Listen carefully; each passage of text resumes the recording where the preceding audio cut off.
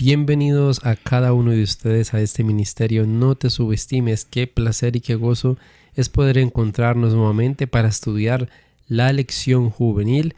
De paso, agradecerles también por apoyar este video y todas las reacciones que estamos subiendo para ustedes con mucho amor, con mucho respeto, para que podamos conocer del mensaje y también aportar ideas importantes. Edwin, bienvenido a esta lección juvenil número 5. ¿Cómo estás? David, muy bien, gracias a Dios. Aquí estudiando más esta parte para aprender más y no solo para aprender, sino poder compartir y saber uno más de ese Dios que dio la vida por uno. Así es. Edwin, ¿alguna vez has tenido un malentendido? Sí, yo creo que uno a veces tiene sus malentendidos con personas y hay personas que tienen malentendidos con uno. Sí, como de pronto alguna imprudencia o algo así. Sí. Y miren que la lección para esta semana se titula Malentendido. Así que vamos a ver por qué la Biblia y esta lección nos dice esto. El texto clave aparece en el libro de Juan capítulo 6 versículo 42 y dice: Y dijeron, ¿no es este Jesús el hijo de José? Nosotros conoceremos a su padre y a su madre, como dice ahora que ha bajado del cielo. La sección de Más Luz está basada en el libro El deseado de todas las gentes, página 349.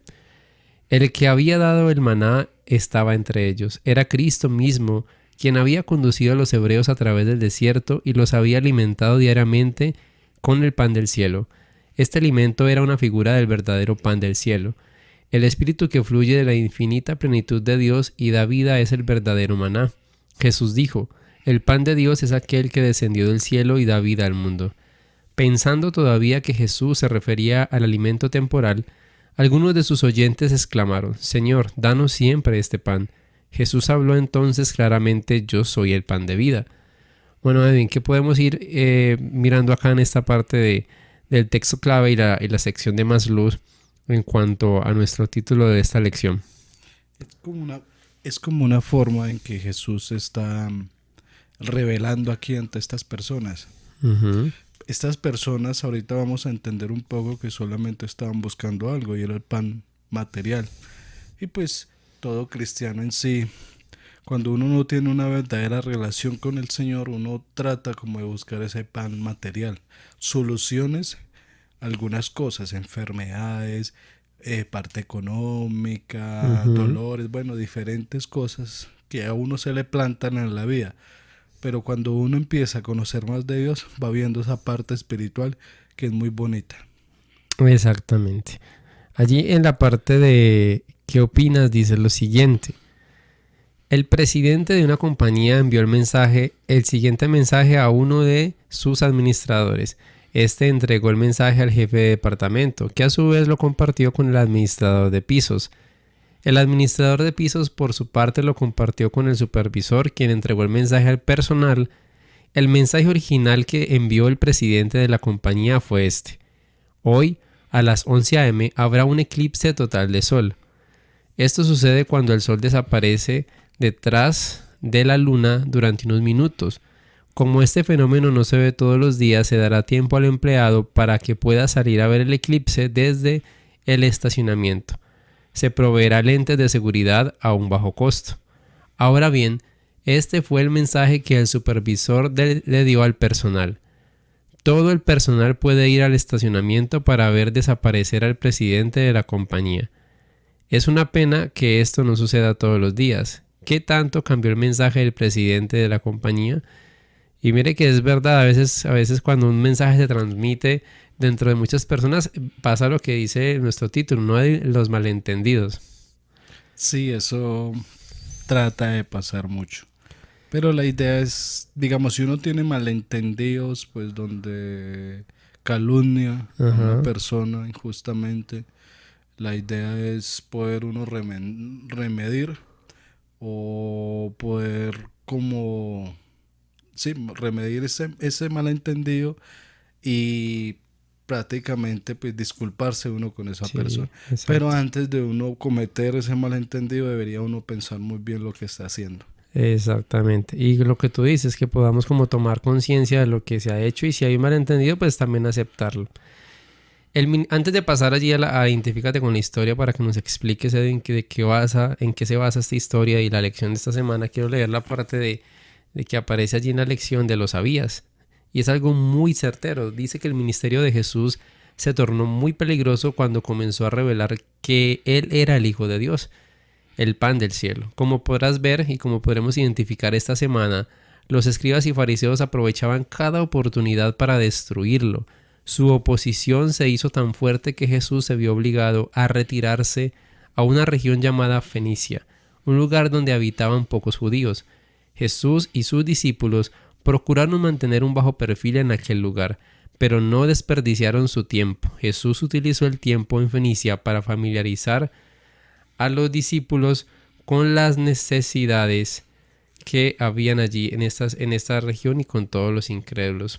Edwin, ahora sí explícanos en la sección de Identifícate con la historia, ¿qué nos está hablando allí y por qué la lección se llama Malentendido?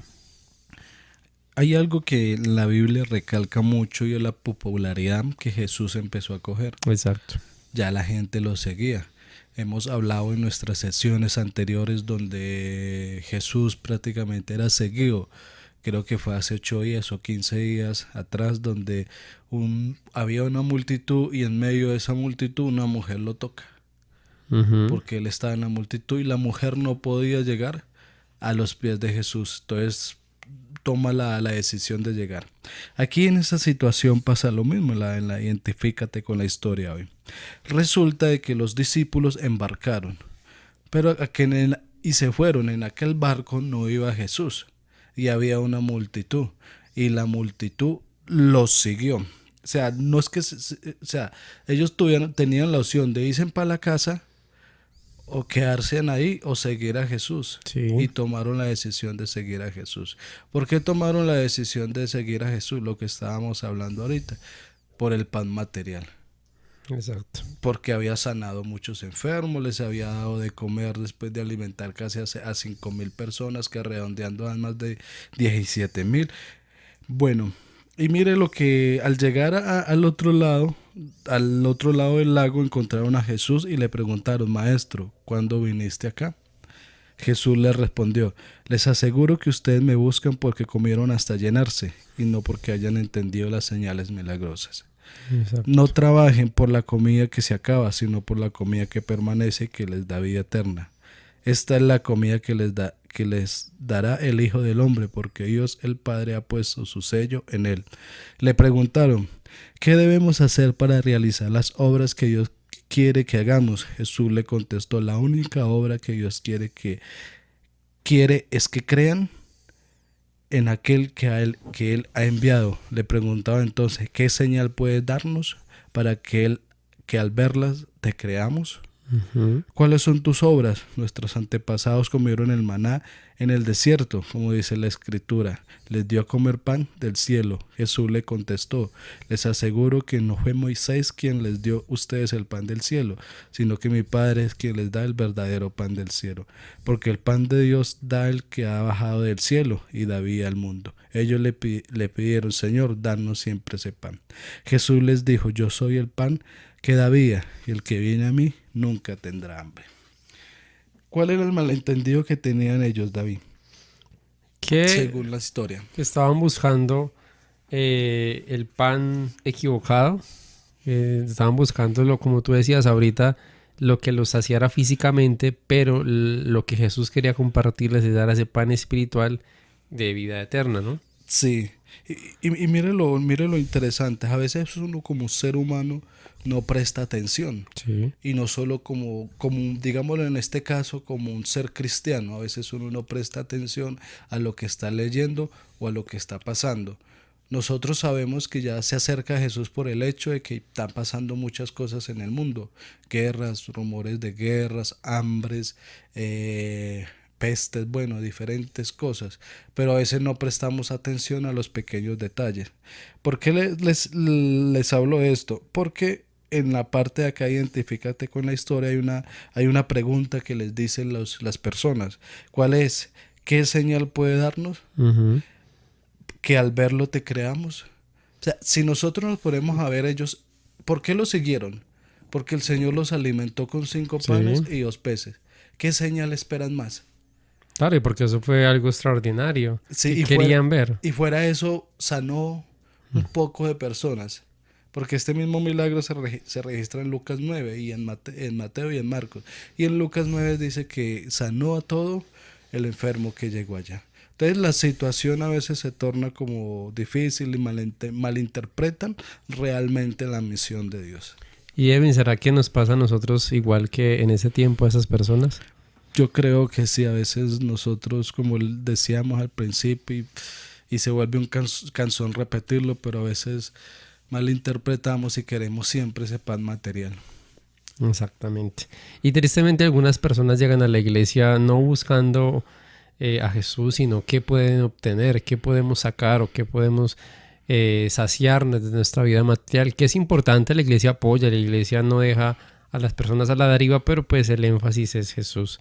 Sí, mire que a veces uno no debería dejarle todas las cargas de uno a la iglesia. Antes nosotros deberíamos Apoyar, trabajar darle. para la iglesia. Totalmente de acuerdo.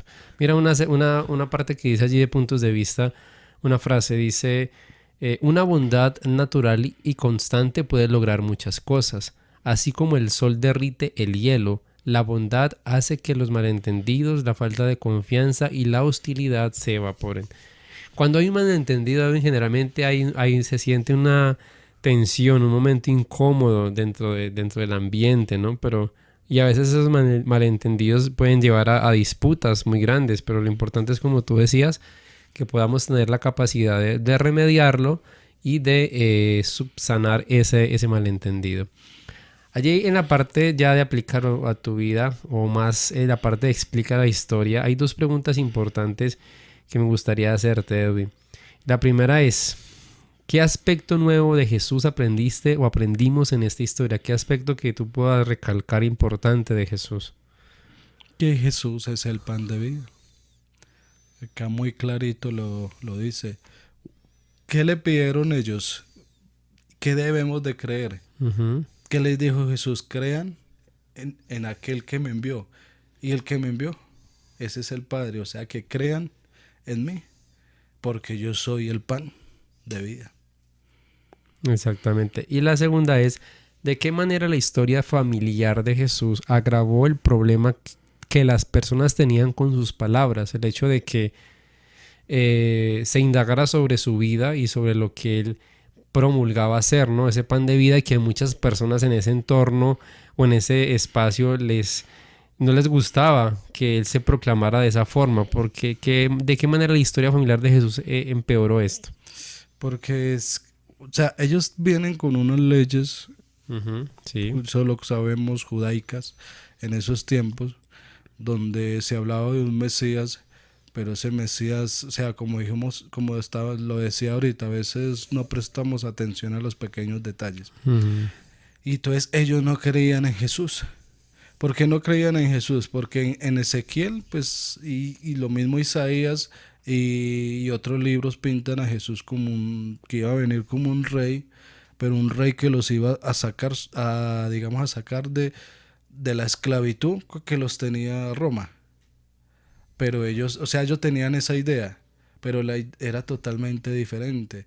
El Señor vino como un rey, pero a sacarlos de la esclavitud, del pecado. No de coger un ejército, de irse a pelear con los romanos y acabar con ellos y volver a la gloria que ellos tuvieron cuando estuvo el rey David, cuando estuvo el rey Salomón. Entonces esa era la situación. Entonces cuando Jesús dijo, yo soy el pan de vida, yo soy el Hijo de Dios, que les decía, ellos contendían porque no veían en ellos lo que ellos tenían, la percepción de lo que ellos habían leído. Esa era la situación que vivía el pueblo de Israel en esos tiempos. Y tal vez si nosotros tuviéramos en esos tiempos y empezáramos a leer la Biblia como la leyeron ellos, tampoco vamos a creer lo que está diciendo él.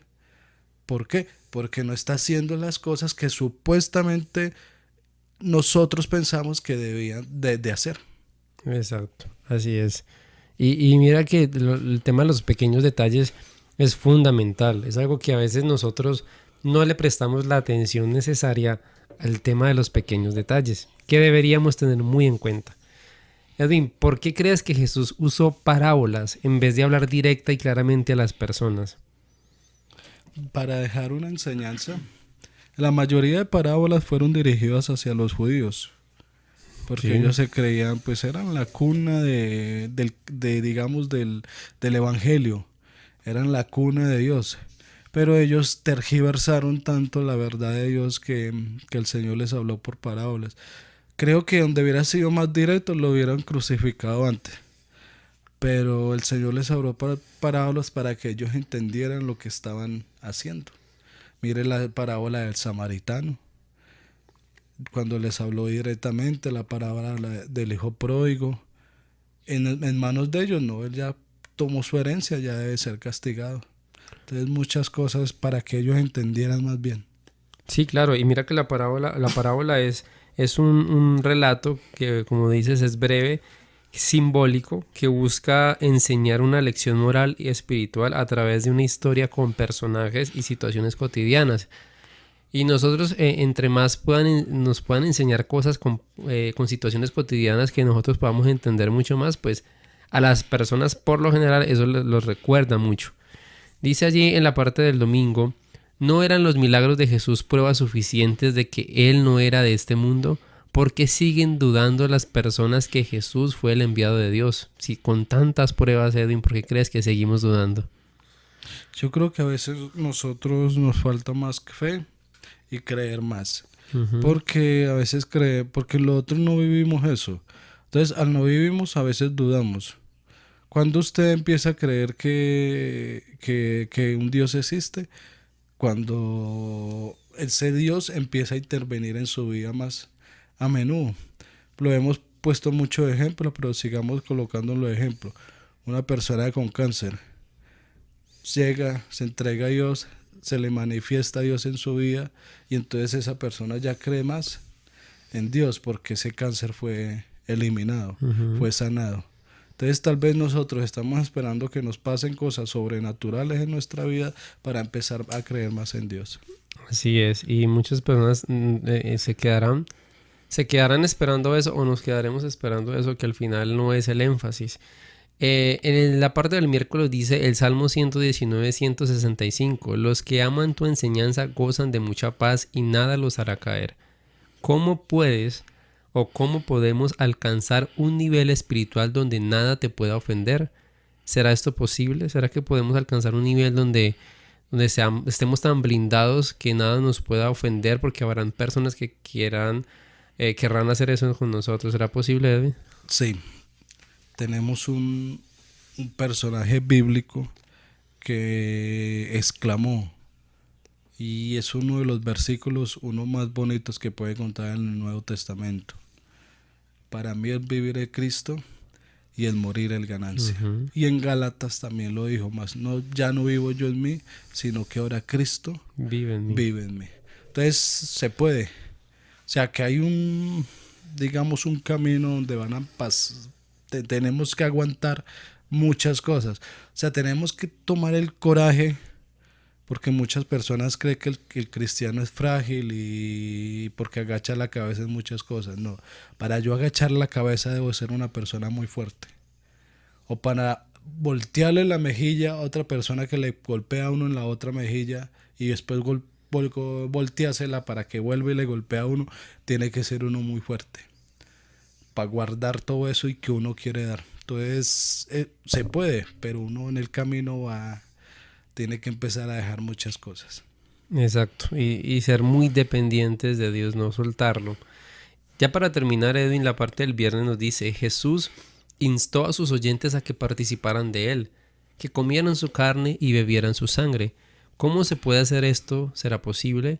Cuando estudiamos la vida de Jesús en la palabra de Dios y le pedimos al Espíritu Santo que traiga la vida de Jesús a nuestras vidas, ¿no es esta una forma de comer su sangre y beber, de comer su carne y beber su sangre? Bueno, nosotros tenemos un rito de humildad que simboliza esto, de qué importancia es participar de este rito y cómo puede esto ayudarnos a relacionarnos más fuerte con Dios, con nuestro Dios.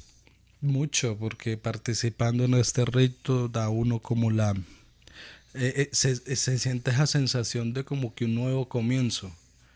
de una nueva oportunidad, de que esfuérzate porque el Señor está acá. Entonces participar de ese rito que es la cena y el lavamiento de los pies es muy, muy importante.